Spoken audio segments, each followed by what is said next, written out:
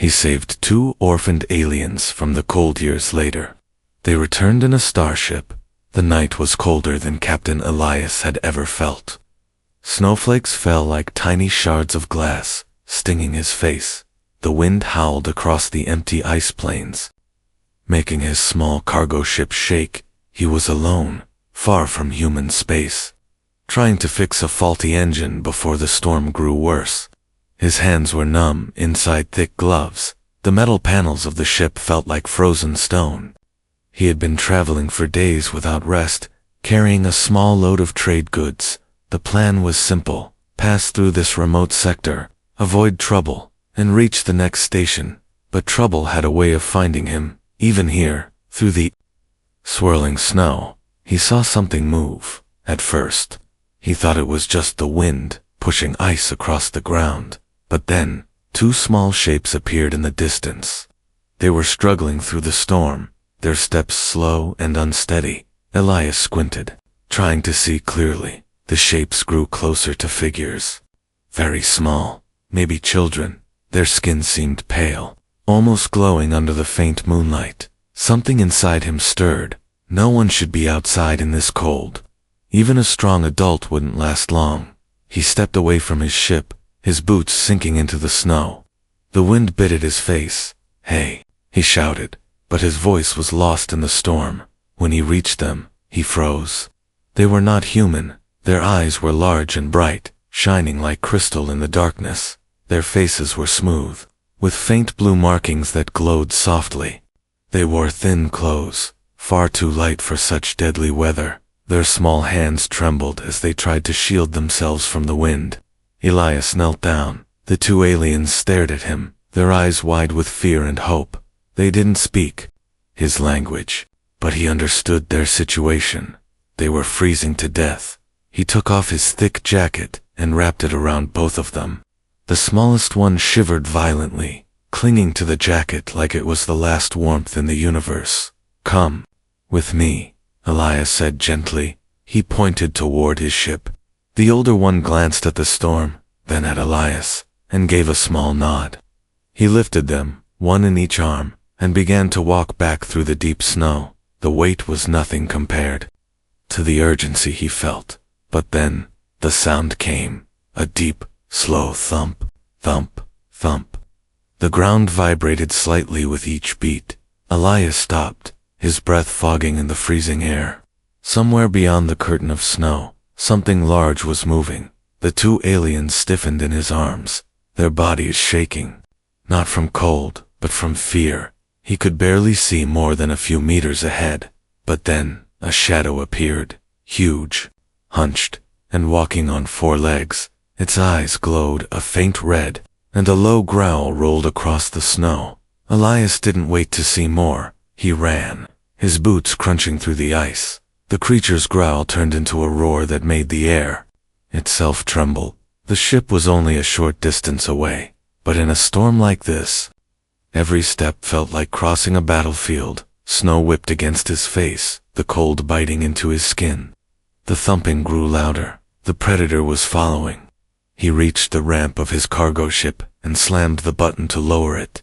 The metal door groaned open slowly, far too slowly. The alien children looked back and whimpered. Through the snow, the huge creature was charging toward them. Its shape was now clear. Thick fur coated its body, and its long claws scraped against the frozen ground. Its mouth was full of sharp teeth. Steaming in the cold, Elias pushed the children inside and jumped in after them. He hit the ramp control, and the door slammed shut just as the creature's claws scraped against it with a horrible screech. Inside, the ship was dim but warm compared to the storm outside. The children huddled together, their small breaths quick and uneven. Elias hurried to the pilot's seat, starting the engines. Outside, the creature circled the ship, its heavy steps echoing through the hull. For a moment, Elias feared the engines would fail. Then, with a loud roar, they came to life, flooding the cabin with heat and light. The ship lifted off the icy ground. Through the side window, he saw the predator watching them, its red eyes glowing in the storm. It didn't chase, Maybe it knew it could not reach them now. Elias looked at the children. They stared back, still holding onto his jacket. They were safe, for now. But questions burned in his mind. Who were they? Why were they alone in such a deadly place? And what was that creature? He didn't know it yet, but this night, this cold rescue would change his life forever. The engines roared louder as Elias pushed the ship higher through the swirling storm. Ice shook loose from the hull and drifted away into the night sky. Inside, the heat slowly began to fill the cabin, melting frost from the walls. The two alien children sat close together on the floor, still wrapped in his jacket, their crystal-like eyes watching every movement he made. Elias kept glancing at the sensors. The storm made the readings jump wildly, static flashing on the screen. But beneath all the noise, he thought he saw something moving on the radar, something fast. He tightened his grip on the controls. Whatever that creature had been on the ground, maybe it wasn't alone. Suddenly, a loud metallic thud shook the rear of the ship. The children flinched, and Elias swore under his breath. He switched to the rear camera. Through the falling snow, a dark shape clung to the ship's exterior, claws scraping at the metal. It had followed them into the air, leaping onto the hull before they could escape. The ship's warning lights flashed red. If the creature reached the engines, they'd fall back to the ground. Elias swerved hard to the left, the ship groaning under the strain. The dark shape slipped, then slammed against the hull again, refusing to let go. He switched on the rear thrusters, a blast of searing heat, and fire exploding from the back. The creature gave a screech that rattled the glass in the cockpit. It let go, tumbling into the blizzard below, disappearing into the darkness. The children were shaking. Elias knelt beside them, trying to speak softly. "It's gone," he said, though he wasn't sure they understood. The older one reached into a small pouch around their neck and pulled out a tiny crystal sphere, glowing faintly blue. They pressed it into his hand. Elias looked at it, puzzled. Was it a thank you, or a warning? Before he could ask, the radar flashed again. This time, it wasn't the storm. 3 more shapes were moving toward them from the north, bigger than his ship, and closing fast. Elias didn't know if they were creatures or ships, but either way, they weren't friendly. He pushed the engines harder, the sound deepening into a roar. The storm began to thin as they rose above the clouds, stars breaking through the darkness. But the threat was still behind them, closing. Elias had one chance. There was an old mining station on a nearby moon, long abandoned. If he could hide inside the tunnels, maybe they could lose whatever was chasing them. He set a course, the stars streaking past as the ship jumped to maximum speed. The children clung to the seat beside him, eyes wide at the sudden burst of motion. The glowing crystal in his pocket felt warm against his leg, almost pulsing like a heartbeat. As the moon grew larger in the viewport, Elias felt a tight knot in his chest. He didn't know these children. He didn't know their world, their language, or their danger. But in his gut, he knew this was no simple rescue. Something far bigger was waiting for them out there, and whatever it was, it had already begun to find him.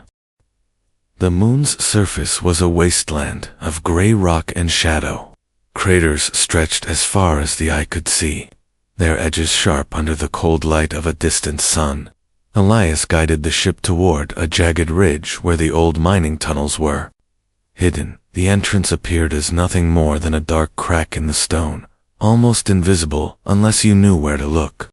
The engines hummed softly as he brought the ship down, landing just inside the shadow of the ridge. Dust rose in a slow wave, settling over the hull.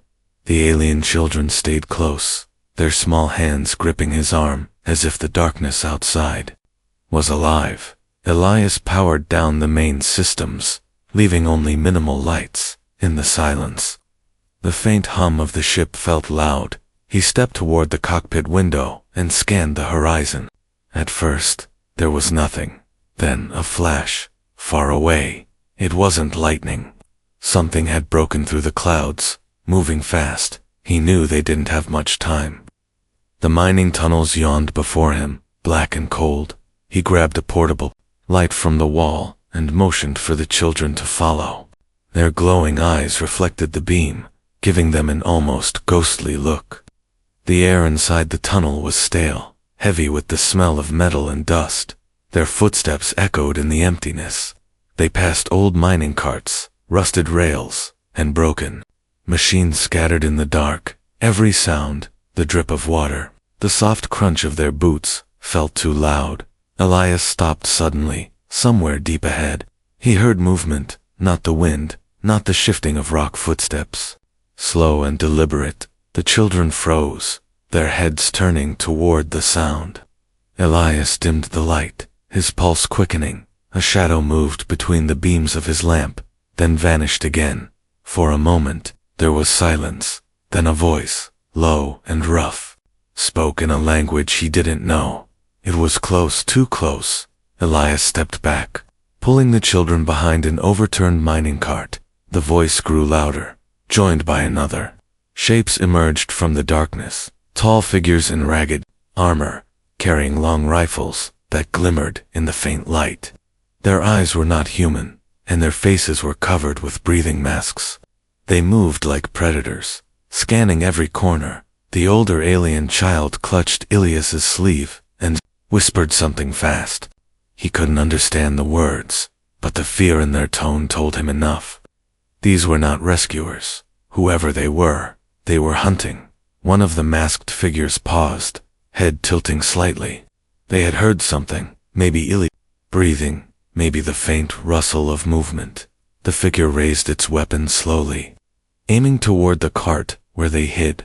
Elias's hand went to the small blaster at his belt. The cold metal felt heavier than usual. He didn't want to fight. Not here, not with the children.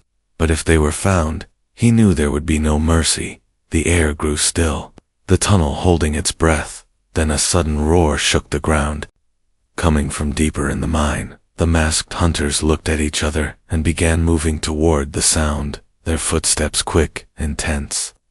Elias stayed frozen until they were gone. Only then did he realize the children were gripping the glowing crystal sphere tightly. The light inside it was brighter now, pulsing faster, almost like it was alive, calling to something far below them. The roar faded into a deep rumble that made the tunnel walls tremble. Dust drifted down from the ceiling, catching the faint light of Elias's lamp. Somewhere far below, metal groaned, like the bones of the mine were shifting. The alien children stared into the dark with wide, unblinking eyes. The crystal in the older one's hands glowed brighter, its soft blue light spilling across their faces. Elias crouched beside them. "What is it?" he whispered, though he knew they couldn't understand. The older child looked at him, then at the ground beneath their feet. It was as if they were listening to something only they could hear. The rumble came again, sharper this time, and closer. A gust of warm air rushed past them, strange in this frozen place. It smelled faintly of burned metal and something older. Something alive. The younger child pressed closer to Elias, clutching his jacket. He could feel their small body trembling. He wanted to get back to the ship, but the hunters might still be nearby. Moving quickly but quietly, he led the children deeper into the tunnels. The path twisted and narrowed until the walls were almost close enough to touch with both hands. Then it opened into a vast underground chamber. In the center was something that took his breath away. Half buried in the rock was a massive machine. Its surface was covered in strange symbols that pulsed faintly with light. It looked ancient, yet alive. Long, curved spires stretched upward like the ribs of some giant creature, and at its heart was a circular hollow, exactly the size and shape of the crystal sphere the child carried. The older child stepped forward. Without fear, their hands moved quickly, touching certain points on the machine, as if they had done it before. Elias reached out. "Wait," he started, but stopped when the sphere was placed into the hollow. The chamber lit up instantly. Lines of blue light raced along the spires, spreading into the rock. The air grew warm, and the deep rumble turned into a low hum. Somewhere in the darkness, metal plates shifted, revealing an opening in the far wall. A rush of air pulled at them. Beyond the opening, Elias could see faint starlight and movement. The hunters were there, silhouettes against the light, but they had stopped. Something behind them made them freeze. A shadow moved across the entrance, tall and broad, with eyes that burned like molten gold. The hunters turned to aim their rifles, but whatever stood in that shadow moved faster than their eyes could follow. A flash of light, the crack of weapons, and the sound of bodies hitting stone echoed in the chamber. The children didn't flinch. Elias realized with a cold shiver. They had been waiting for this, from the darkness. The figure stepped into the light. Its armor was unlike anything Elias had seen. Black and gold with lines of glowing blue. It looked at the children, then at Elias, and in a voice deep and clear, it spoke in perfect human English. "You kept them alive."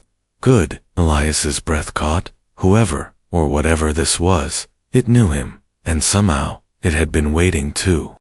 Elias didn't move. The armored figure's presence filled the chamber, the glow from its armor reflecting in the smooth walls. The golden eyes never left his, steady and unreadable. The alien children stepped toward the figure without fear, their small hands touching its armored leg like they had found a long-lost protector. Elias's voice was low, almost uncertain. "You know me?"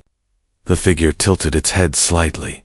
"I know the choice you made years ago," it said, each word slow and precise. "You could have left them, but you didn't.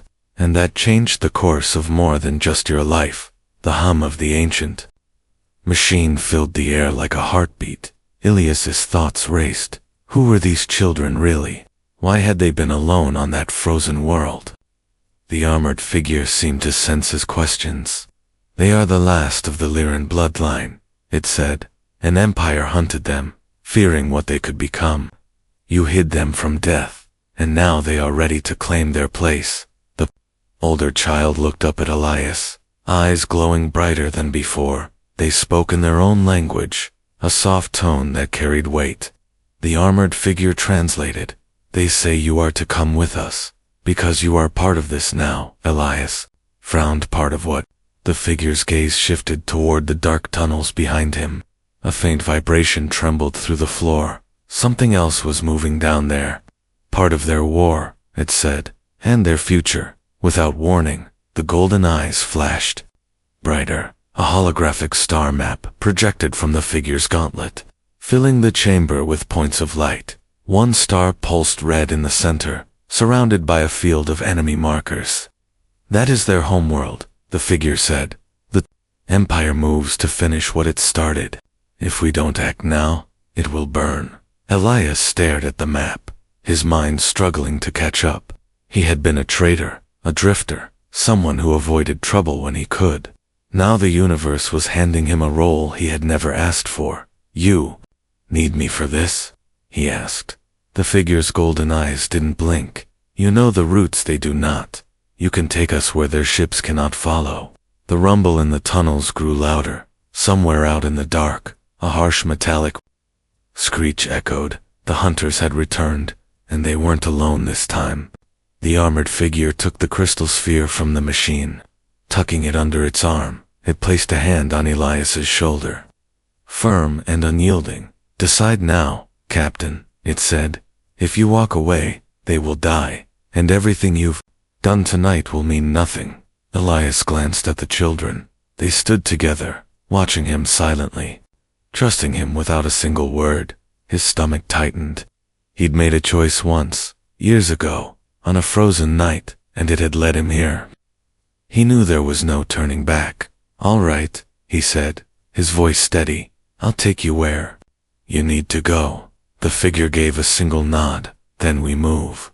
Now, from the shadows of the tunnels, red lights appeared, the hunters' targeting beams, sweeping across the chamber walls.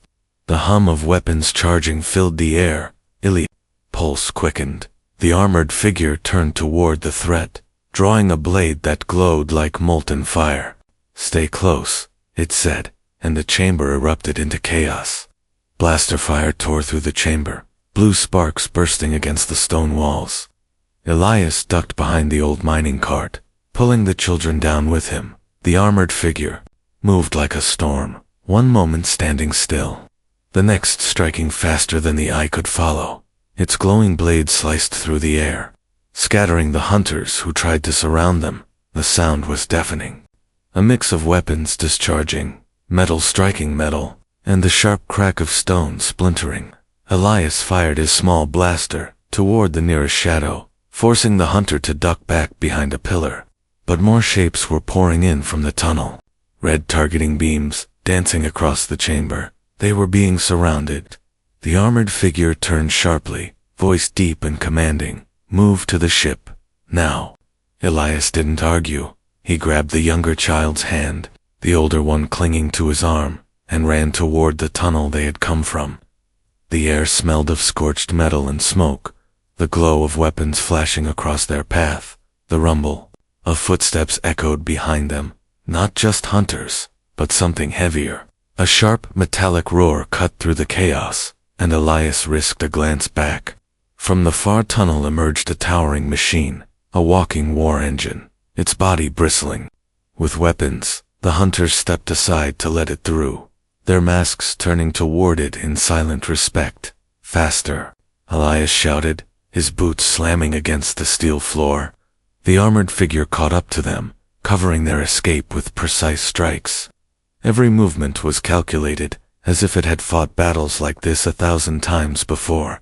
The mining tunnel sloped upward, the faint outline of the ridge entrance visible ahead. But then the war engine fired. A blinding beam of white light tore through the tunnel, the heat searing Elias's cheek as it passed. Rock and steel exploded in a shower of debris, blocking part of the exit. The air was thick with dust, choking and hot. Elias pulled the children through the narrow gap left in the wreckage. Outside, the cold night hit them like a wave, sharp and biting. His ship was just ahead, sitting in the shadow of the ridge like a promise of survival. But the sound of metal feet pounding against the rock told him they had only seconds. The armored figure pushed past him, reaching the ramp first. It activated the controls, and the door hissed open. Elias shoved the children inside and sprinted for the cockpit. The engines roared awake, flooding the ship with vibration through the viewport. He saw the war engine emerge from the tunnel mouth, its weapons charging again. "Hold on," he shouted, slamming the throttle forward. The ship lifted hard, the ground dropping away beneath them. A beam of energy sliced past, so close it lit the cockpit in a flash of white. The armored figure stood at the rear viewport, watching until the ridge vanished behind them. But the danger wasn't over. Elias glanced at the radar. 3 hunter ships had broken orbit and were turning to intercept. They were faster, and they were closing in. The armored figure stepped beside him, its golden eyes fixed on the display. "There's a way to lose them," it said quietly, "but you won't like it." Elias didn't take his eyes off the 3 hunter ships on the radar. "They're faster," he said, voice tight. The armored figure's tone was calm, almost too calm. "Not if we go through the rift." Elias turned sharply. "The rift is suicide, unstable gravity, electrical storms, wreckage from 100 dead ships." The figure's golden eyes didn't blink. Exactly why they won't follow. The hunter ships were already firing, bright streaks of plasma cutting across the darkness. Elias swerved hard, the stars outside spinning in the viewport. The children clung to their seats, eyes wide but silent. The older one reached into their small pouch and touched the crystal sphere, as if drawing strength from it. The rift appeared ahead, a swirling tear in space, its edges flashing with arcs of lightning. It looked like the universe itself was breaking apart. "Last chance to change your mind," Elias muttered. The armored figure placed a firm hand on his shoulder. "You didn't turn away from them years ago. You won't turn away now." A hunter ship's plasma shot grazed the port side, alarms screaming in the cockpit. Elias gritted his teeth and pushed the throttle to maximum. The ship shuddered violently as they crossed the rift's edge. The view outside exploded into chaos. Fragments of broken ships spun past. Lightning cracked against the hull. Gravity pulled in sudden, violent jerks. One of the hunter ships tried to follow. A moment later, A flash of blue lightning struck its hull, splitting it in two. The other two broke off immediately, their silhouettes vanishing into normal space. Elias fought the controls, sweat on his brow, the ship's systems flickering under the strain. The armored figure stood perfectly still, watching the rifts twisting light with unblinking eyes. Then, as suddenly as it began, the turbulence faded. The darkness of space opened before them, and in the distance, a world bathed in soft golden light came into view. It was beautiful, covered in green forests and oceans that shimmered like liquid silver. The children leaned forward, their faces lit with awe and relief. "This is their home," the figure said quietly, "and you are the first outsider they will welcome." Elias slowed the ship, his chest tight. The older child turned to him, holding out the crystal sphere once more. This time, they pressed it into his hand and didn't take it back. The armored figure spoke without looking at him. "That is not a gift," it said. "It is a promise. One day, they will return for you. As you once returned for them." The ship descended toward the glowing world, the light growing brighter until it filled the viewport. Elias didn't know what waited for him down there, but he knew one thing. He was no longer just a trader drifting through the stars. He was part of something larger, something that had been set in motion years ago on a frozen night, and somewhere, far beyond sight, he felt sure that something was already watching the skies for him.